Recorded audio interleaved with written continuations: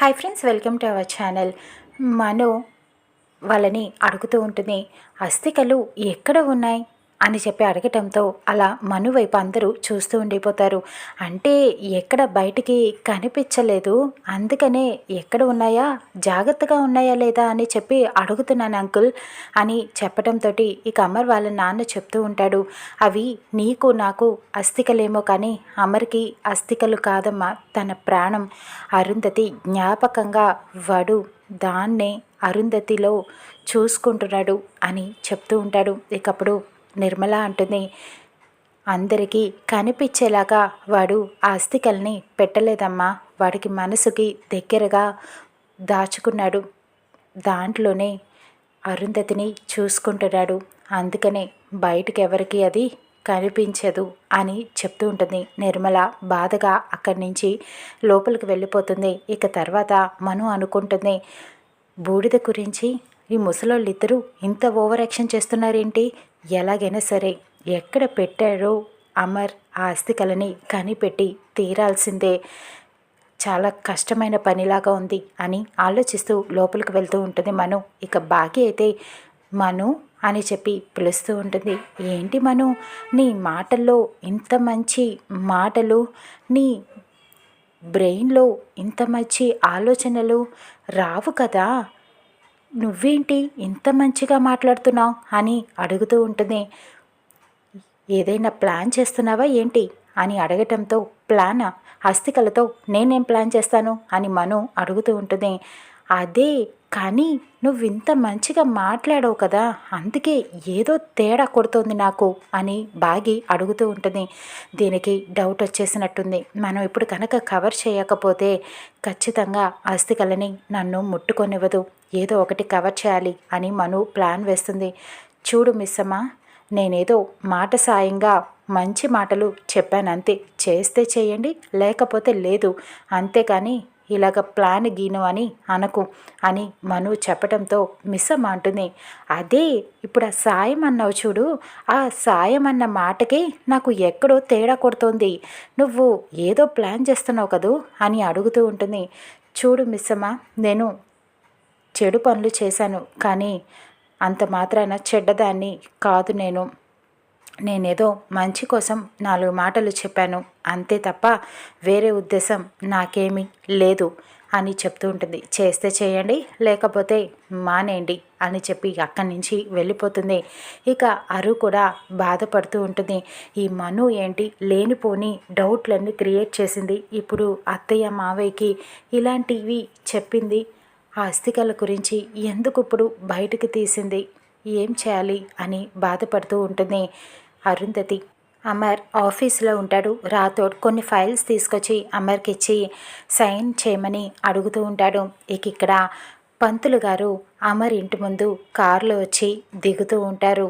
ఇక కొడైకెనాల్లో పూజారి గారు, ఆయన శర్మ గారు ఇంటికి వచ్చి ఒకసారి అమరేంద్ర బాబుకి ఫోన్ చేద్దాము, ఇంట్లో ఉన్నారో లేరో మంచిది కదా కనుక్కోవటం అని బయట నుంచొని అమర్కి ఫోన్ చేస్తాడు. హలో బాబు, నేను కొడైకెనాల్లోని పంతులు గారిని, శర్మ గారిని అని చెప్తూ ఉంటాడు. మీరా పంతులు గారు బాగున్నారా అని అమర్ అడుగుతూ ఉంటాడు. బాగున్నాను బాబు, నేను ఇక్కడ హైదరాబాద్లో హోమం పని మీద వచ్చాను, మిమ్మల్ని పిల్లల్ని చూసి చాలా కాలం అయిందని ఒకసారి చూద్దామని మీ ఇంటి దగ్గర వరకు వచ్చాను అని చెప్తూ ఉంటాడు. మీరు ఎలా ఉన్నారు అని నేను అడగలేను బాబు, అమ్మ అరుంధతమ్మ లేరు కదా, మిమ్మల్ని ఎలా ఉన్నారు అని అడగటం భావ్యం కాదు, కానీ అన్నీ మర్చిపోయి మంచిగా ఉండండి అని చెప్తూ ఉంటాడు. బాగున్నారా అండి, మీరు లోపలికి వెళ్ళండి, నేను ట్రైనింగ్ క్యాంప్ మీద ఇక్కడ ఆఫీస్కి వచ్చాను, లోపల అమ్మ నాన్న ఉన్నారు, నేను పని చూసుకొని వచ్చేస్తాను, మీరు లోపలికి వెళ్ళండి అని చెప్పడంతో అలాగే బాబు మీరు పని చూసుకొని రండి అని చెప్పి ఇక శర్మ గేటు తీసుకొని లోపలికి వెళ్తూ ఉంటాడు. ఇక్కడ రాథోడ్ అమర్ని అడుగుతూ ఉంటాడు, కొడైకెనాల్లోని పంతులు గారా సార్, అమ్మగారు మీకు బోర్డర్లో డ్యూటీ పడినప్పుడల్లా అరుంధతి అమ్మగారు గుడిలోనే ఎక్కువసేపు గడిపేవారు సార్. మీరు ఫోన్ చేసే ఆ 2 నిమిషాల కోసం ఫోన్ దగ్గరే ఎదురు చూస్తూ ఉండేవారు. మీకు ఏమీ అవ్వకూడదని చెప్పి ఎన్నో పూజలు, వ్రతాలు, ఉపవాసాలు చేస్తూ ఉండేవారు అమ్మగారు. మీ మీద చాలా ప్రేమ సార్ అమ్మగారికి. గుళ్ళో పూజారి కూడా షాక్ అయిపోయేవారు మీకు ఉన్న ప్రేమని చూసి అని రాతో చెప్తూ ఉంటాడు. అమర్ అరుణ్ని తలుచుకొని బాధపడుతూ ఉంటాడు. సారీ సార్, మిమ్మల్ని అనవసరంగా అమ్మగారిని గుర్తు చేసి బాధ పెట్టాను అని చెప్తూ ఉంటాడు. ఇక ఇంతలో రాతో వెనక్కి తిరిగి వెళ్ళిపోతూ ఉండగా ఒక్కసారిగా రాతోడికి ఒక విషయం గుర్తుకు వస్తుంది. సార్, అప్పుడు మనం మిస్ అమ్మ గుడికి వెళ్ళింది కదా, అప్పుడు కొడైకెనాల్లో పంతులు గారిని కలిశారు సార్. వాళ్ళిద్దరికీ పరిచయం ఉంది. అరుంధతి అమ్మగారు కూడా అప్పుడు మీరు తీసుకెళ్ళిపోయారు కదా మిస్ అమ్మని కలవకుండా. ఆ విషయం అంతా కూడా పంతులు గారికి తెలుసు సార్. ఇప్పుడు ఇంట్లో మిస్ అమ్మని చూసి గుర్తుపట్టి అరుంధతి అమ్మగారి స్థానంలోనే ఇప్పుడు మిస్ అమ్మ వచ్చిందని తెలిసిపోతుంది సార్. పంతులు గారు చెప్పేస్తారు కదా అని చెప్పి మొత్తం అనటంతో అమర్ ఆశ్చర్యపోతాడు. అవును కదా, పంతులు గారికి అన్నీ తెలుసు. ఇప్పుడు మనం వెంటనే ఇంటికి వెళ్ళాలి, మిస్ అమ్మని పంతులు గారు కలవకుండా ఆపాలి అని చెప్పి ఇద్దరు కూడా బయలుదేరి ఇంటికి వెళ్తూ ఉంటారు. ఇక్కడ పంతులు గారు గేటు తీసి లోపలికి వస్తూ ఉంటారు. అరుంధతి పంతులు గారిని చూసి పలకరిస్తూ ఉంటుంది. పంతులు గారు బాగున్నారా, ఎలా ఉన్నారు అని చెప్పి పలకరిస్తూ ఉంటుంది. నా మాటలు మీకు వినపడవు కదా అని చెప్పి అడుగుతూ ఉంటుంది. చాలా కాలమైంది మిమ్మల్ని చూసి ఇక్కడికి రావటం నాకు చాలా సంతోషంగా ఉంది పంతులు గారు. అప్పుడు నాకు వచ్చిన కల చెప్పాను, కానీ మీరు నమ్మలేదు. అలా ఏమీ జరగదు, నా ప్రాణానికి మీరు భరోసా ఇస్తాను అని అన్నారు. ఏమి కాదని చెప్పారు. కానీ ఏంటి పంతులు గారు ఇలా జరిగింది? నేనేమైనా తప్పు చేశానా? అందుకే దేవుడు నన్ను తీసుకువెళ్ళిపోయాడా అని చెప్పి పంతులు గారిని ప్రశ్నిస్తూ ఉంటుంది. అప్పుడు పంతులు గారు ఒక్కసారిగా అలా నుంచునిపోతారు. అరు షాక్ అవుతుంది. ఏంటి పంతులు గారికి నా మాటలు వినిపిస్తున్నాయా ఏంటి అని చెప్పి దాక్కుంటుంది అక్కడ. అమర్ వాళ్ళ అమ్మ నాన్న బయటికి వస్తారు. పంతులు గారు బాగున్నారా అని చెప్పి పలకరిస్తూ ఉంటారు. నేను బాగున్నాను. మీరు అరు చనిపోయాక జరగాల్సిన తంతు అంతా జరిపించారా అని అడుగుతూ ఉంటాడు. అన్నీ జరిపించామండి అని చెప్పడంతో వాళ్ళు అస్థికలని పుణ్యనదుల్లో కలిపారా అని పంతులు గారు అడగటంతో లేదండి ఇంకా కలపలేదు అని వాళ్ళు చెప్తారు.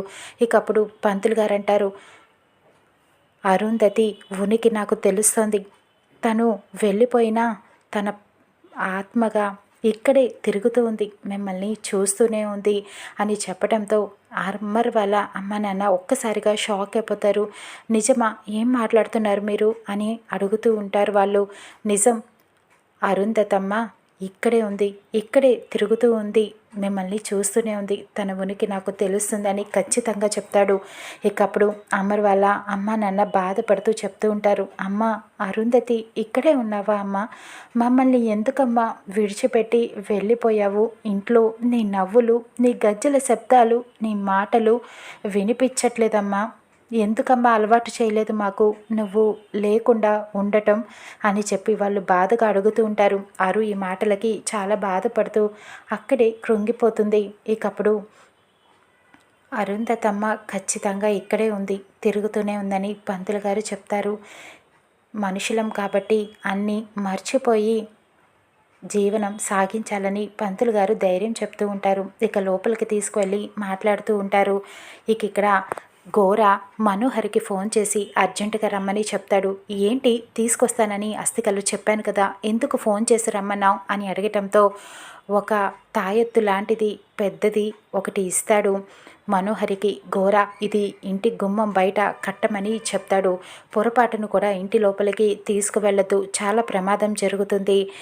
అరుంధతి ఆత్మని బంధించటానికి ఇది ఉపయోగపడుతుంది. నేను అనుకున్నది జరగటానికి, నువ్వు అనుకున్నది జరగటానికి ఇది సహాయపడుతుంది. ఇది నువ్వు ఇంట్లోకి తీసుకువెళ్లకుండా గుమ్మం బయటే కట్టు అని చెప్పడంతో మను సరే అని తీసుకువెళ్తూ ఉంటుంది. అక్కడ పంతులు గారిని కూర్చోపెట్టి మాట్లాడుతూ ఉంటారు.